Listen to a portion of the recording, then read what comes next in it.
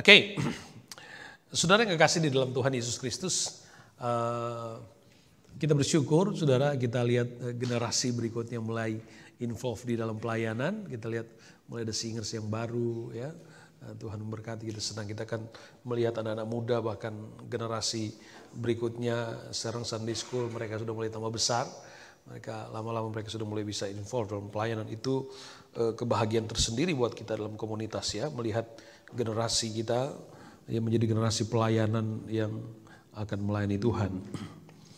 Oke, saudara kekasih, hari ini kita akan sedikit bicara dan saya coba beri judul atau topik khotbah sore hari ini.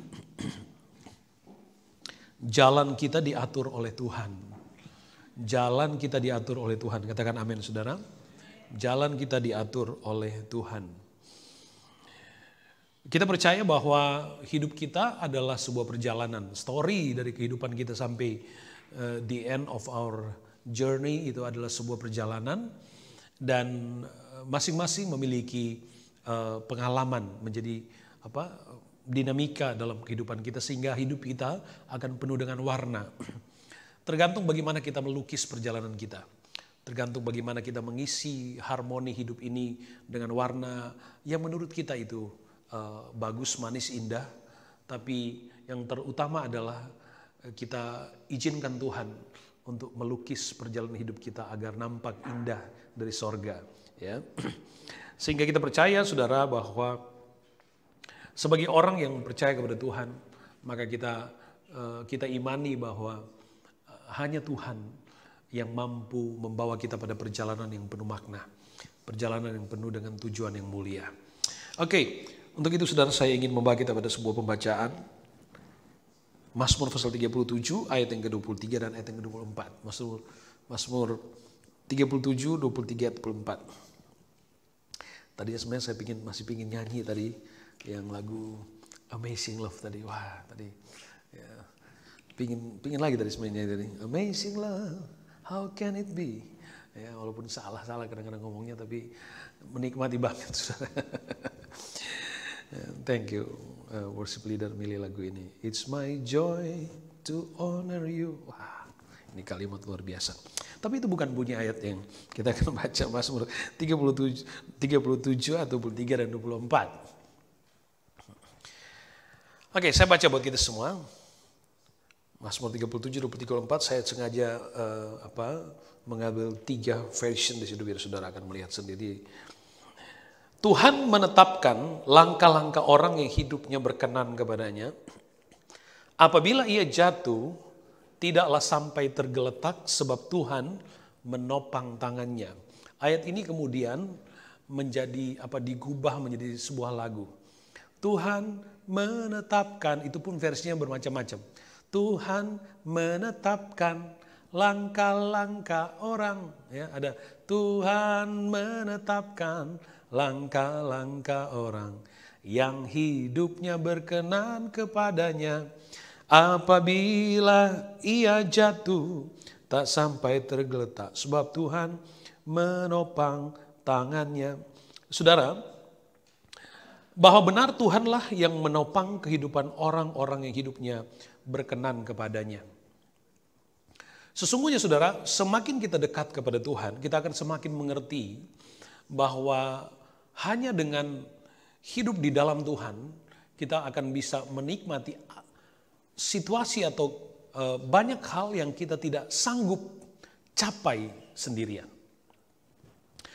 Pemazmur, saudara, di dalam pengalaman hidupnya, Raja Daud atau Daud dari sejak dia di Bethlehem mengembalakan kambing domba, kemudian Samuel datang untuk memilih dan mengurapinya.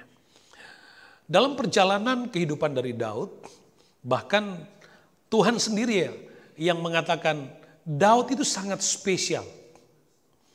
Man after my own heart, kata firman Tuhan. Artinya Daud adalah orang yang memiliki hubungan yang sangat dekat dengan Tuhan. Dia spesial di hadapan Tuhan. Tetapi jika kita melihat perjalanan kehidupan Daud, perjalanan hidup Daud, kita mungkin berkata begini, seharusnya Kita berharap seharusnya orang yang dekat dengan Tuhan mestinya akan hidupnya damai-damai saja. Benar saudara? Orang yang melayani Tuhan mestinya hidup tanpa masalah, kira-kira begitu. Tapi kalau kita pelajari kehidupan Daud, orang yang dekat dengan Tuhan, hatinya dekat, melekat Tuhan, Tuhan ada di hidupnya sejak muda, dia diurapi. Dalam banyak pengalaman hidupnya Tuhan ada bersama dengan dia. Tetapi ada masa ketika Daud pun mengalami ups and down dalam kehidupannya. Bahkan dia ada di puncak prestasi tertentu. Kemudian pada situasi itu justru dia mengharapkan pujian mungkin. Mengharapkan penghormatan tapi dia tidak mendapatkan itu. Tapi Alkitab mencatat dia sempat mau dibunuh. Ya. Karena prestasinya, justru dia sempat mau dibunuh oleh Raja Saul. Nah, di dalam perjalanan pengalaman dari Daud dalam kedekatannya dengan Tuhan, sekalipun banyak pengalaman yang tidak sesuai dengan apa yang diharapkan dan diharapkan orang lain, dia berkata Tuhan menetapkan langkah-langkah orang. Artinya dikatakan bahwa semakin dia dekat dengan Tuhan, semakin dia menikmati persekutuan dengan Tuhan, semakin dia berserah bahwa perjalanannya adalah perjalanan yang ditetapkan oleh Tuhan. Semakin dia dekat dengan Tuhan, dia semakin pasrah apa yang Tuhan buat itu baik. Itu yang menjadi pesan kehidupan rohani buat kita, bahwa orang yang dekat dengan Tuhan, orang yang percaya kepada Tuhan, orang yang hidup pelayanannya luar biasa, kehidupan rohani semakin mature, tapi justru seharusnya menjadi orang yang harus nampak kepasrahan, penyerahan dirinya kepada Tuhan. Dia semakin sadar bahwa pilihan Tuhan untuk jalannya adalah jauh lebih baik dibandingkan dengan pilihannya. Sekalipun dengan pengalaman seperti Raja Daud tadi katakan, dalam pengalaman berat tanda petik, tapi dia masih tetap berkata bahwa itu yang terbaik. Dalam pengalaman-pengalaman susah dan sulit sekalipun, dia tetap berkata bahwa Tuhan yang menetapkan langkah, itu yang terbaik. Bukan sebaliknya. Ada banyak fakta bahwa kehidupan orang Kristen semakin dia dekat kepada Tuhan, semakin dia setia melayani, semakin dia belajar firman Tuhan, kemudian dia berpikir dia bebas melakukan dan memilih jalannya sendiri, lalu minta Tuhan yang approve pilihannya. Bukan di situ kedewasaan rohaninya.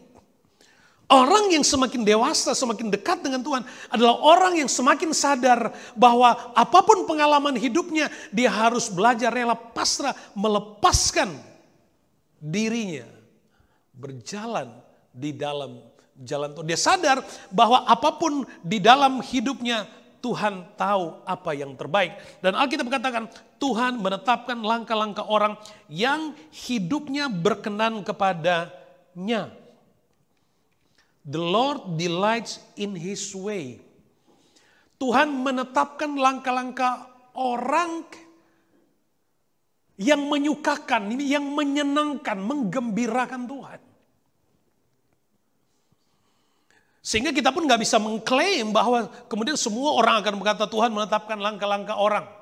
Lalu kemudian dia tidak hidup dalam perkenanan Tuhan, hidupnya tidak menyenangkan Tuhan, lalu kemudian klaim Tuhan menetapkan langkah. Tidak seperti itu, saudara. Ya. Tapi bersyukur kita kepada Tuhan, Anda dan kita semua yang ada di dalam ibadah ini, baik kita yang ada di sini dan Anda yang beribadah dari tempat Anda masing-masing. Saya berkata kepada saudara bahwa di dalam perjalanan iman kita sepanjang kita menyukakan hidup menyenangkan Tuhan, Tuhan menetapkan langkah-langkah hidup kita. Apapun pengalaman hidup kita. Mazmur pasal 23, kita sampai pada ayat yang ketiga. Sekalipun aku berjalan di dalam lembah kekelaman, aku tidak takut bahaya. Pemazmur berkata bahwa ia langkahku diatur oleh Tuhan, sekalipun aku harus melalui lembah kekelaman. Terjemahan yang lain dikatakan di dalam bayang-bayang maut sekalipun. Situasi yang sulit tidak sederhana. Bayang-bayang maut sekalipun Tuhan menetapkan langkah-langkah hidup orang benar. Wow. Ada orang Kristen yang lebih senang kalau Mazmur 23 dia senang ayat 1, 2, lompat ayat 3 dia lompat itu. ayat 4. Dia langsung maunya ayat 1-2, langsung ke ayat yang ke-6. Kebajikan dan kemurahan akan mengikuti aku. Tuhan menetapkan langkah orang yang hidupnya menyenangkan Tuhan. Saya percaya kita semua memiliki kemampuan untuk cukup mendefinisikan apa sih yang Tuhan mau. Apa sih, coba tanya dalam diri kita. Apa sih yang Tuhan mau untuk kita bisa menyenangkan Tuhan? Tanya. Kita mampu menjawab itu dalam diri kita. Apa ya yang Tuhan mau untuk saya bisa menyenangkan Tuhan? Apa yang Tuhan mau? Saudara, kita lompat dalam pembacaan Yeremia pasal 10 ayat 23. Yeremia pasal 10 ayat 23. Aku tahu, Yeremia 10:23, aku tahu ya Tuhan bahwa manusia tidak berkuasa menentukan jalannya. Dan orang yang berjalan tidak berkuasa menetapkan langkahnya. Saudara, coba kita melihat ke dalam diri kita lihat ke belakang. Berapa banyak rencana-rencana kita yang kita sudah persiapkan dengan baik. Kita sudah memberdayakan semua potensi yang ada di dalam diri kita. Kita sudah spend more time, energy, money, tapi masih gagal. Masih gagal. Coba lihat. Ada banyak rencana yang kita buat, keputusan kita buat, tapi masih gagal. Kenapa? Alkitab berkata, manusia tidak berkuasa untuk menentukan jalannya. Di terjemahan lain katakan, Lord, I know that a person's life is not his to control. Fakta menunjukkan, firman Allah ingin mengatakan kepada kita bahwa siapapun atau bagaimanapun kita, bahwa masih ada juga tuh kegagalan. Alkitab ini mengajar kita supaya kita sadar bahwa hidup kita ini bukan kita yang kontrol gitu. Sekalipun penting buat kita untuk membuat rencana, tapi the end of our perjalanan hidup, Tuhan yang menentukan. Alkitab katakan manusia merencanakan, mengira-ngira jalan, tapi Tuhan yang menentukan. Tuhan yang menentukan. Buat rencana, silakan buat planning yang terbaik dalam hidup kita. Atau tanya di dalam diri kita, apa yang saya bisa buat untuk saya bisa menyenangkan Tuhan. Sesungguhnya bahwa jawaban dari perjalanan yang penuh berkat, perjalanan yang penuh penyertaan Tuhan adalah dengan hidup menyenangkan Tuhan. Itu. Bukan mencari jalannya, bukan. Bukan menemukan jalannya.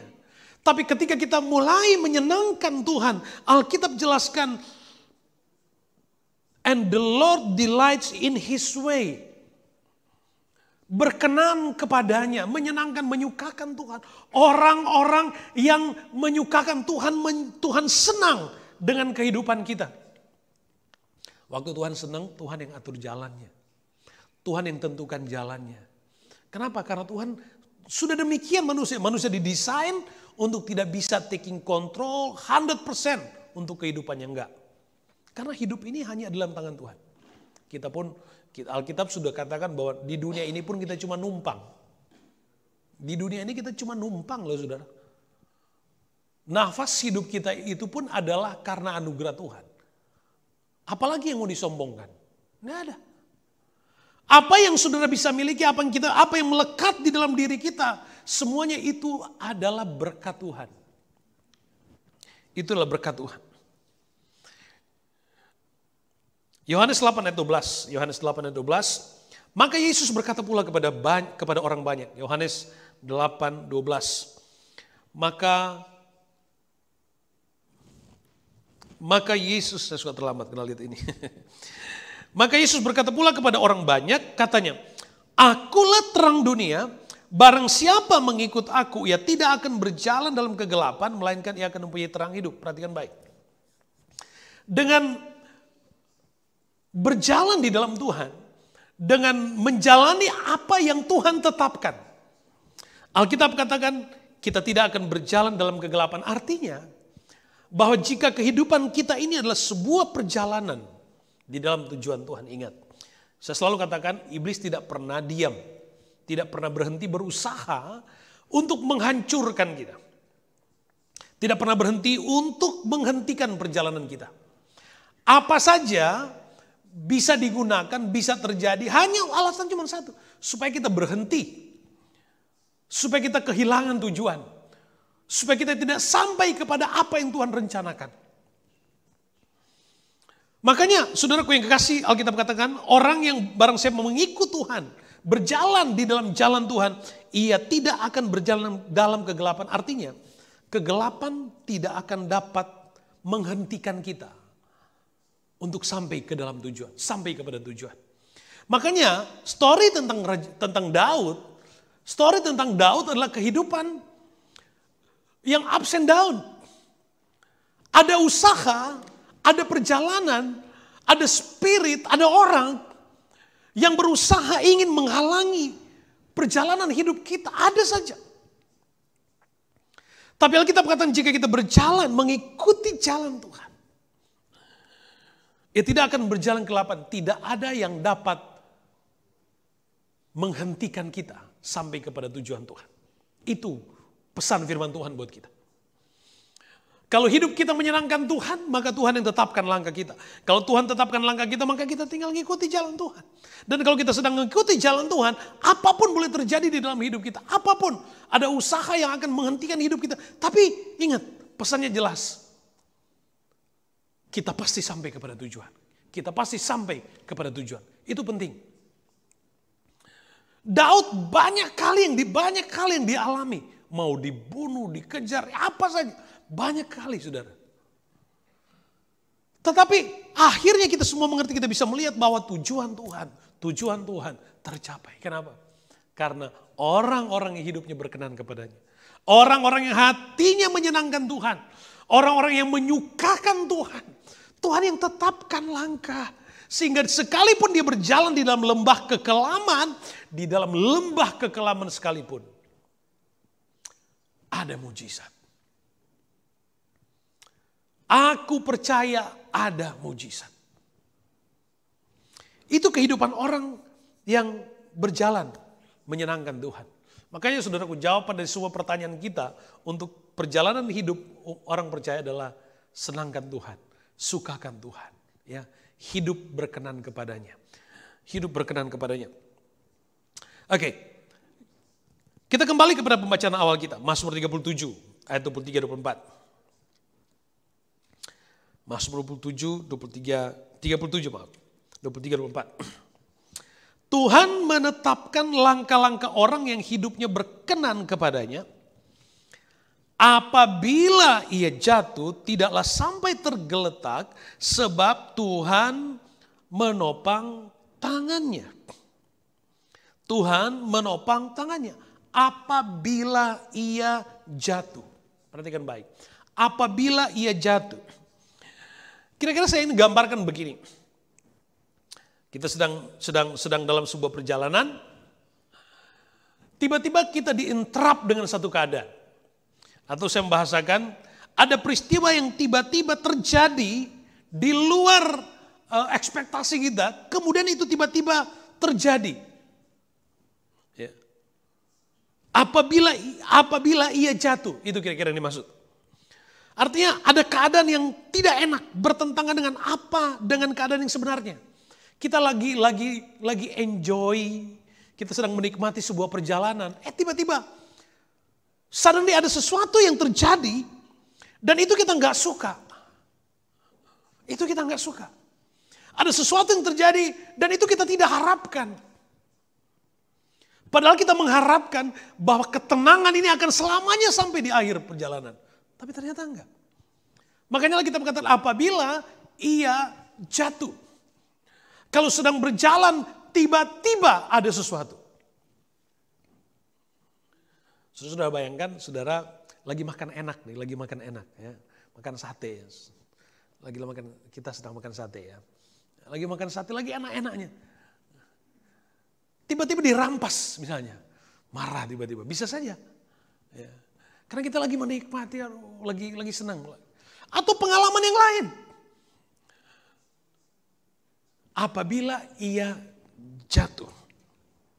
Nah, Pengalaman yang disebut jatuh di sini bisa terjadi karena pertama, karena dia lemah. Nah, ini. Karena lemah. Lemah itu artinya adalah kelemahan yang terjadi dari dalam dirinya sendiri. Orang itu bisa jatuh karena dia lemah. Kelemahan itu bisa terjadi atau diakibatkan karena dirinya sendiri. Ya, karena dirinya sendiri.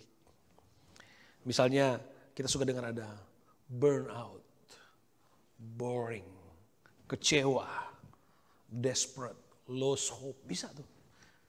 Orang bisa jatuh karena situasi seperti ini. Dan saudara, orang yang lagi ketenangan pun bisa saja buat orang itu boring. Seperti jalan tol, saya kalau bawa mobil Gold Coast Bridgestone berapa kali suka ngantuk, saudara. Ya. Nggak tahu, mungkin karena aging kali ya.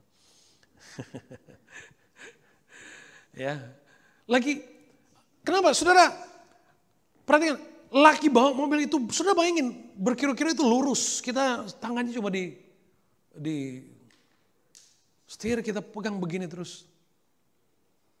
Nggak ada sesuatu yang exciting situ, saudara. Nggak ada sensasi apa-apa. Jadi bisa saja boring, benar? Hidup kita juga kayak gitu. Hidup kita juga begitu. Ada situasi dalam kehidupan kita tenang. Dan kita memang mengharapkan nggak ada masalah, bukan? Kita mengharapkan supaya kalau boleh nggak ada yang ganggu saya, kira-kira gitu.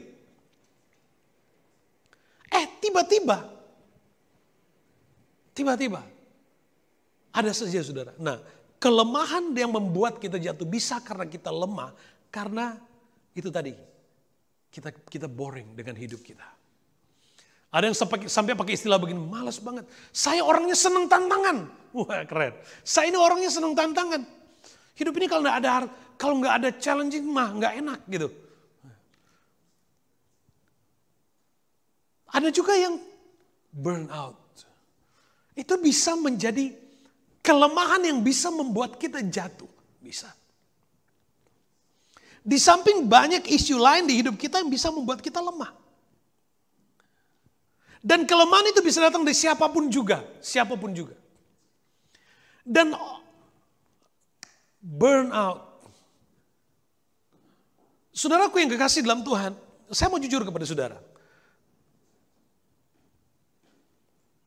Saya pun pernah ada pada satu titik sampai udahlah pulang aja lah. Mereka udah nggak sayang kita. Keren tuh enggak. Ya. Ada situasi sampai kita berpikir, udah nggak kuat Tuhan. Itu kelemahan dari dalam diri kita. Padahal kita sadar waktu hidup kita ini menyenangkan Tuhan. Tuhan yang tetapkan langkah kita. Tuhan yang tetapkan kita. Makanya ada perjalanan yang Tuhan dengan sengaja. Sudah ingat berapa bulan lalu saya bicara tentang orang Israel keluar dari Mesir. Ada jalan lewat Via Mares yang dekat banget. Dekat banget. Kalau mereka straight ke sana dekat banget. Tapi Tuhan dengan sengaja bawa mereka putar. Supaya apa? Supaya hidup mereka ada artinya, ada pengalaman. Mereka bisa belajar. Kita juga begitu. Pemazmur udah katakan, sekalipun aku di dalam bayang-bayang maut, saudara, bukan hal yang simpel. Alkitab katakan di bayang-bayang maut sekalipun, aku nggak takut. Artinya, memang kita harus terima bahwa waktu Tuhan tetapkan langkah kita, memang ada saatnya Tuhan taruh kita melangkah, menjalani hidup seperti itu di lembah kekelaman, supaya kita bangun, gitu loh, saudara. Supaya kita kembali berseru kepada Tuhan. Dengar baik. Kehadiran Tuhan dalam hidup kita tidak saja waktu kita sedang lemah dan membutuhkannya. Waktu kita merasa terjatuh, punya masalah. Kehadiran Tuhan sama ketika kita punya masalah lalu kita berteriak kepada Tuhan. Dan waktu hidup ini tenang-tenang saja. Tuhan sama ada di situ.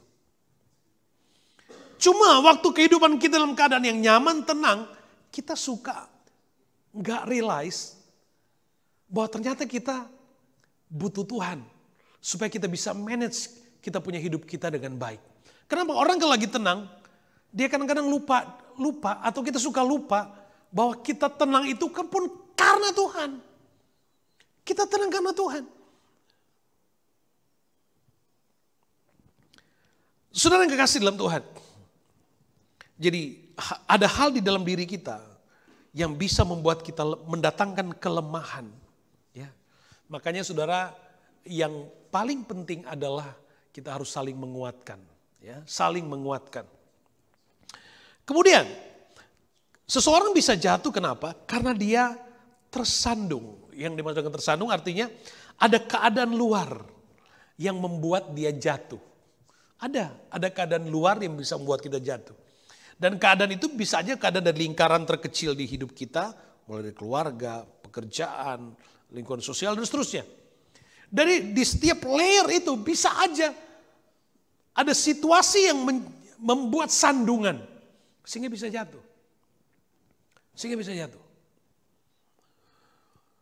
Makanya sudah saya katakan tadi, yang paling penting adalah ayo saling menguatkan. Saling menguatkan. Ada situasi dalam pengalaman hidup kita, Ibu Gembala yang kuatkan. Yang saudara pikir bahwa Gembala itu super, enggak. Saling, makanya dibutuhkan kekuatan. Saya kalau dengar kadang-kadang waktu dengar saudara khotbah di Hope maupun di ibadah, saya aminkan, saya diteguhkan, saya dikuatkan. Saudara. Makanya saudaraku yang kasih dalam Tuhan, penting sekali untuk kita memposisikan diri kita di dalam perjalanan hidup kita supaya kita nggak tersandung, apalagi jadi batu sandungan. Apabila ia jatuh karena tersandung, makanya harus hati-hati. Nah, Tuhan menetapkan langkah-langkah orang hidupnya berkenan kepadanya. Apabila ia jatuh, Tuhan udah tetapkan, sudah kata Tuhan yang setting jalannya. Tapi masih juga ada potensi untuk bisa jatuh kalau nggak bisa manage dengan baik. Hope kemarin saya bicara tentang itu.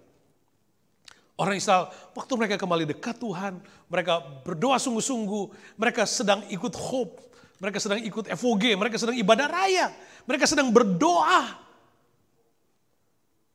Mereka sedang kembali bertobat kepada Tuhan. Pada saat itu musuh datang menyerang. Mestinya kan pikiran kita, waktu kita semakin dekat sama Tuhan, mestinya kan gak ada masalah, bukan? Tapi justru mereka semakin dekat kepada Tuhan, muncul masalah. Tapi ternyata saudara, semua itu terjadi bukan untuk kemudian menghancurkan mereka, tapi untuk melihat mujizat Tuhan. Waktu kita sedang setia, waktu kita sedang dekat sama Tuhan, dengar baik, waktu dekat sama Tuhan, katakan tadi, poin pentingnya adalah ada kesempatan, semakin kita mature, ada kesempatan untuk sadar bahwa biar Tuhan yang atur. Tiap langkahku diatur oleh Tuhan. Biar Tuhan yang atur. Tuhan yang tentukan. Saudara kalau sudah ikuti perjalanan Rasul Paulus pun begitu. Ada ups and down-nya.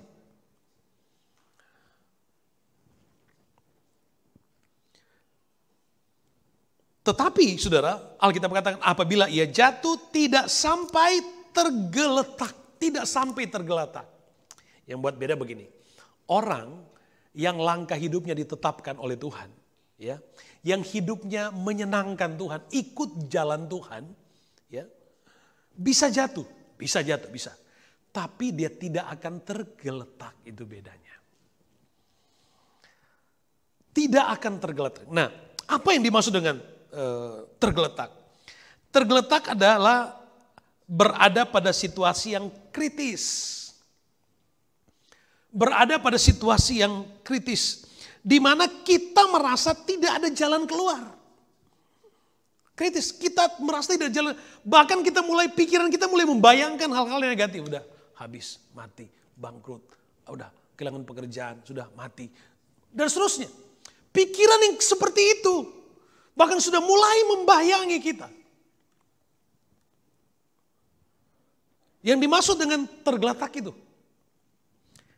Tidak sampai tergeletak pada situasi yang kritis.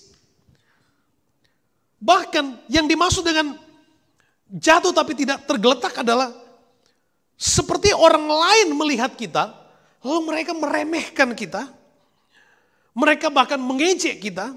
Mereka senang karena kita jatuh. Mereka bahkan sedang merayakan kejatuhan kita. Benar-benar ada pada situasi yang kritis kita nggak bisa apa-apa. Pada situasi seperti itu mujizat Tuhan terjadi. Mujizat, kenapa kita definisikan itu mujizat? Sebuah pengalaman rohani yang terjadi di spektrum kemampuan batas logis yang bisa kita cerna, itu bukan mujizat. Tapi ketika dia keluar lepas dari batas itu, lalu kemudian terjadi, itu disebut mujizat. Kita mengalami mujizat, tadi itu kita sebut itu mujizat karena kita nggak tahu, kita nggak expect, kita nggak mampu, kita nggak kuat, tapi kemudian terjadi, itu mujizat. Nah, saudara yang kekasih dalam Tuhan, Alkitab katakan bahwa Tuhan menetapkan langkah orang, dia bisa jatuh tapi dia tidak akan sampai tergeletak. Saya selalu bersaksi dulu, suka ngomong gitu. Ayat ini menjadi salah satu ayat kesukaan saya. Yang menguatkan saya. Dalam banyak pengalaman hidup saya rasanya sudah bisa mencium lantai kejatuhan di mana saya akan tergeletak. Saya mulai bisa merasakan, membayangkan lantai kehancuran di mana saya akan tergeletak. Tapi di saat yang sama saya bisa merasakan tangan Tuhan yang ada di antara lantai kejatuhan saya dan hidup saya. Itu Tuhan. Pada situasi yang kritis sekalipun Tuhan kemudian hadir di situ. Makanya saudaraku yang kekasih dalam Tuhan, jangan takut berjalan dengan Tuhan. Ada lagu Jalan serta Yesus setiap langkah, ku akan merasa cintanya Allah, mengapa bersusah Tuhan pelihara. Jalan serta Yesus sampai di sorga. Jalan aja sama Tuhan. Jalan sama Tuhan. Iya, memang ada situasi yang kita terpaksa harus jalani. Tapi karena iman penyerahan diri kita dengan Tuhan, jalani saja. Ada tantangan? Ada. Makanya sudah di dalam Tuhan, supaya hidup ini tidak boring ikut Tuhan, berusahalah melayani Tuhan. Iya.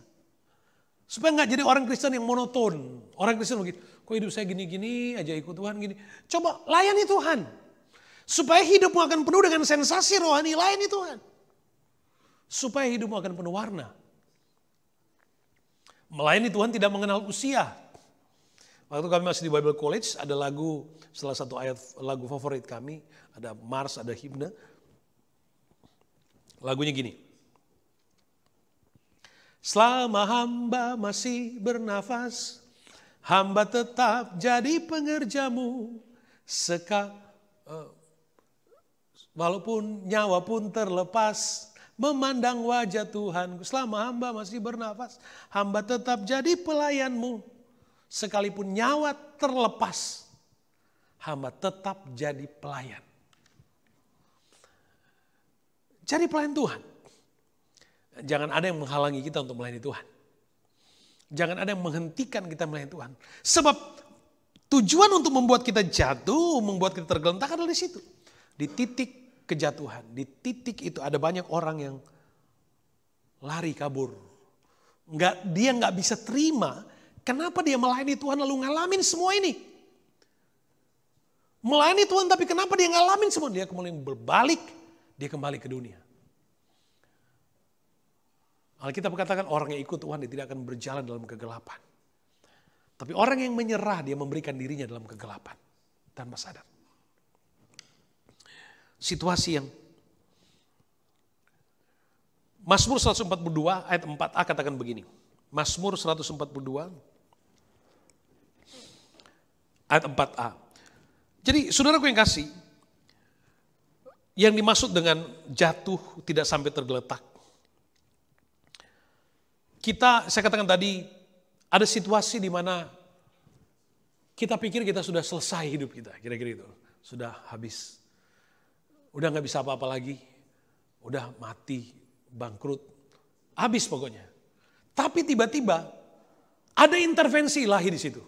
Tiba-tiba out of nowhere, ada sesuatu yang tiba-tiba muncul. Tuhan punya cara untuk menopang hidup kita. Itu cara Tuhan. Nah, 142 Mazmur, pasal 142 ayat 4a. Ketika semangatku lemah lesu di dalam diriku, Engkaulah yang mengetahui jalanku. Ini. Apa Tuhan gak tahu kita sedang kelelahan? Tuhan tahu. Apa Tuhan gak tahu apapun gejolak emosional di dalam diri kita? Tuhan tahu. Tetapi bagaimana kita manage attitude kita itu penting. Manage attitude kita menghadapi usaha untuk menghentikan perjalanan kita itu yang paling penting. Jangan biarkan sekecil apapun benih kejahatan menghancurkan kita, menghentikan kita. Jangan sirami benih dosa itu.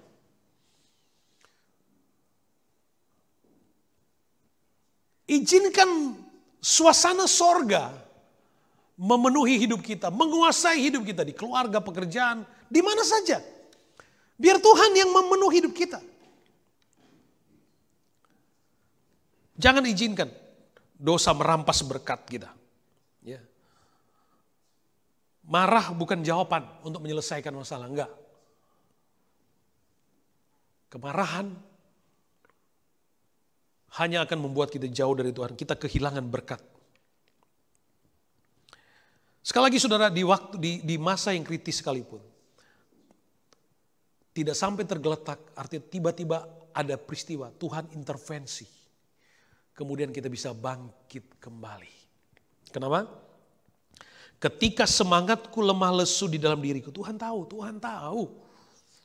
Engkaulah yang mengetahui jalanku. Kenapa? Karena Tuhan yang tetapkan langkah. Kan kita nyanyi El Shaddai, ya kita nyanyi itu semua kan tahu kan. Tadi pagi di Gold Coast mereka pilih lagu apa saudara? Tapi saya senang karena itu firman Tuhan. Ujilah aku Tuhan, cobalah aku. Kan enak lagunya kan, coba. Ujilah, cobalah. Bagus memang itu di puncak keemasan rohani kita. Iya, selidiki batinku dan hatiku, mataku bagus waktu kehidupan rohani kita matang, mature, enak banget nyanyi itu. Tapi coba kita lihat diri kita hari ini, kita nyanyi ujilah aku, cobalah aku. Mau? Ya. Tuh dengar baik. Apapun boleh terjadi dalam hidup kita, tapi dengar baik. Belajar mengelolanya dengan mengelola secara spiritual. Kenapa? Karena di lembah kejatuhan, Tuhan tetap tahu jalan kita. Karena orang-orang yang berkenan, Tuhan yang atur, Tuhan yang tetapkan langkah. Gak usah takut. Gak usah takut. Ya, gak usah takut. Jangan pernah takut, saudara. Yang dimaksud dengan kejatuhan juga bisa berarti begini. Ada pengalaman di hidup kita yang menurut kita itu berat banget. Pokoknya habis deh, gak ada harapan lagi. Ada pengalaman yang orang gak nganggap kita lagi gara-gara itu. Tapi itu bukan the end of our life. Enggak. Di dalam Tuhan selalu ada harapan gitu loh maksudnya. Di dalam Tuhan selalu ada harapan.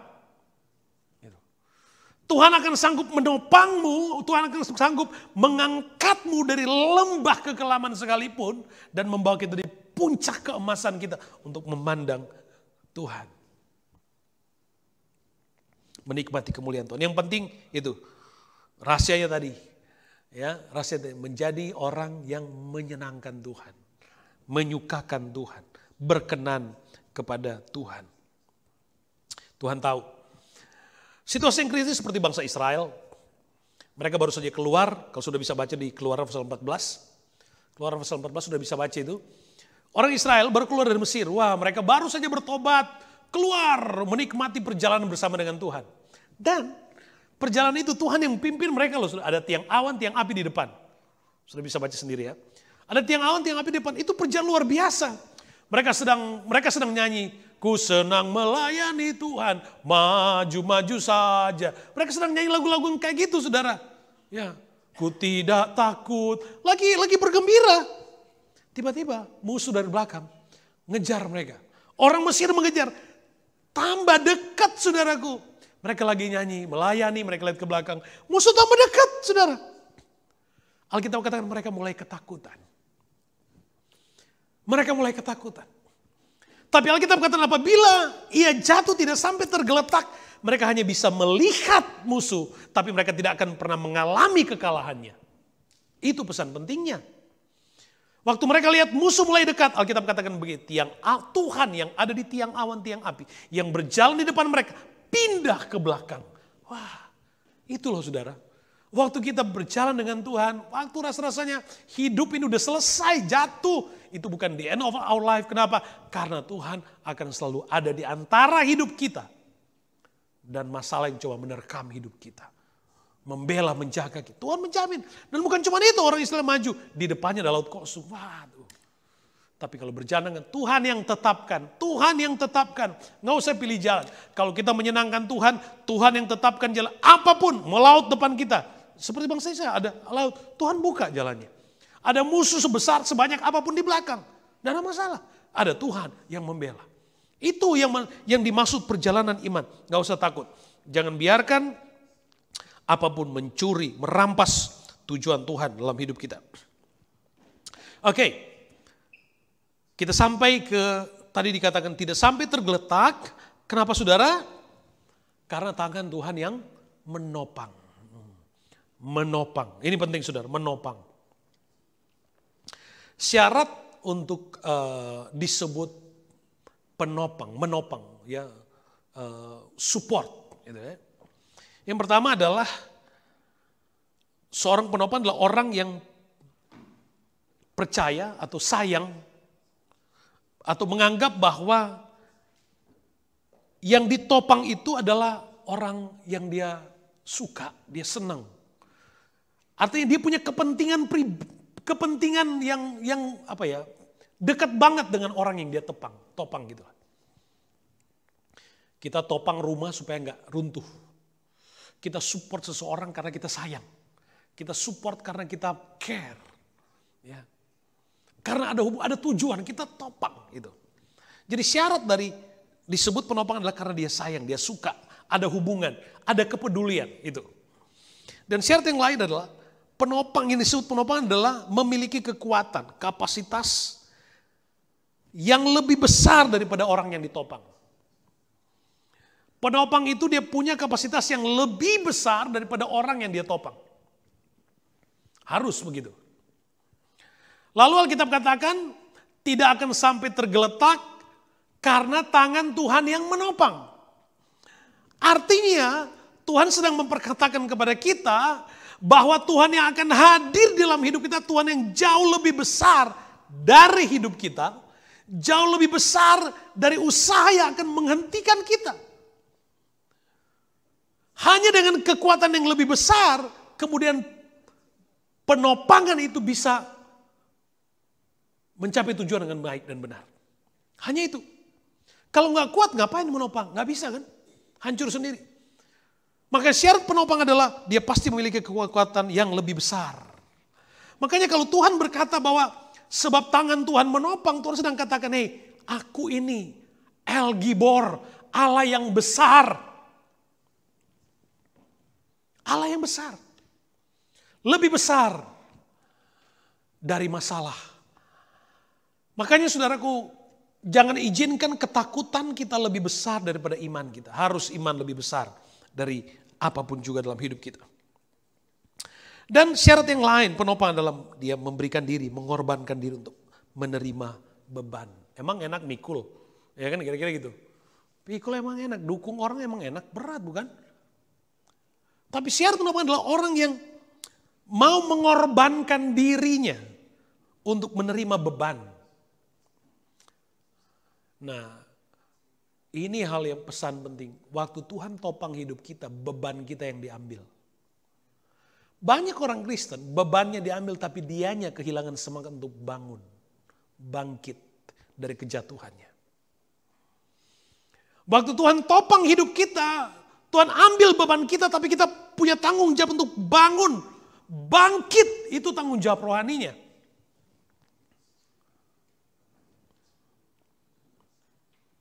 Kita tahu makna dari sebab Tuhan menopang itu menunjuk kepada pribadi Yesus.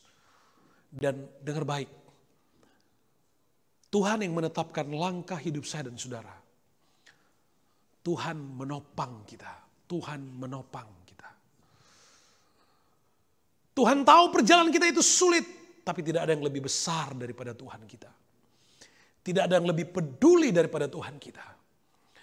Memang ada saja Tuhan izinkan kita ada pada situasi yang kritis sampai kita berpikir udah nggak bisa apa-apa.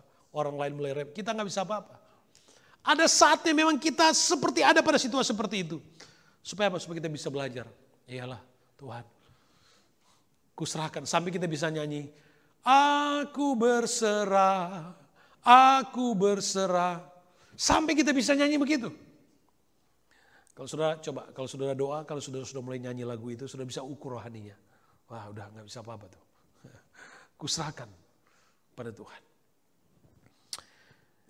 Mazmur 3 ayat 26, ayat favorit ya, ayat favorit. Mazmur 3 ayat 26, katakan amin untuk ayat favorit saudara. Amsal 3 ayat 26.